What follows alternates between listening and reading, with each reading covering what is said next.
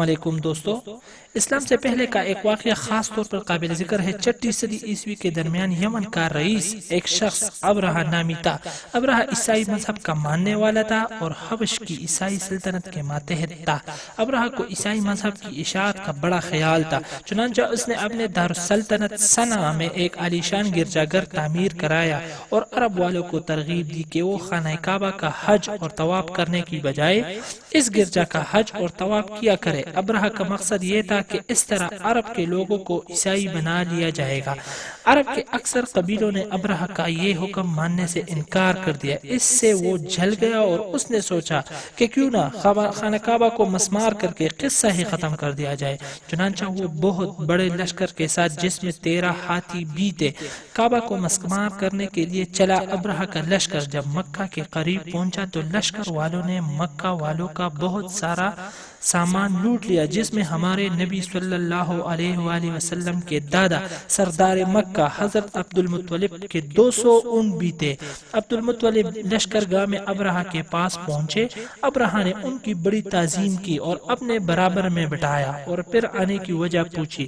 عبد المطلب نے کہا، آپ کے سپاہی میرے 200 اونٹ ہنکا لائے ہیں، انہیں واپس دلا دیجئے۔ ابرہہ نے کہا، اے سردار مکہ، مجھے تعجب ہے کہ تم نے اپنے اونٹوں کے متعلق تو سوال کر دیا لیکن کعبہ کے متعلق کچھ نہ کہا جسے میں گرانے آیا ہوں۔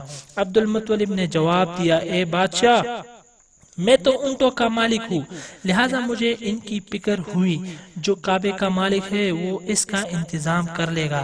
ابرہہ اس جواب کو سن کر چپ ہو گیا اور عبد المطلب کے اونٹ واپس کرنے کا حکم دے دیا۔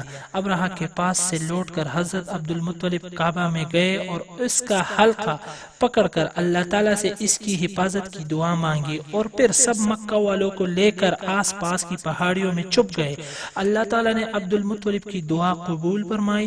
جون ہی ابرہہ نے مکہ میں داخل ہونے کا ارادہ کیا، ہزارہا پرندے فضا میں چھا گئے، جن کی چونچ اور پنجوں میں چھوٹی چھوٹی کنکریاں تھی۔ یہ کنکریاں انہوں نے ابرہہ کی پوچھ پر برسانی شروع کر دی۔ کنکریاں کیا تھی؟ خدا کا عذاب تھا، جس کے سر پر پڑی اسے زندہ نہ چھوڑا۔ ابرہہ کی ساری پوچھ تتر بتر ہو گئی، خود اس کے ہاتھیوں نے اس کی اپنی پوچھ کو کچل ڈالا۔ ابرہہ اپنے کچھ ساتھیوں کے ساتھ بھاگ کر یمن پہنچا، جہاں کچھ عرصہ بعد وہ مر گیا۔ مکہ والوں نے اس غیبی فتح کی بڑی خوشی منائی اور اسے کسی آنے والے مبارک واقعے کا نیک شگون قرار دیا۔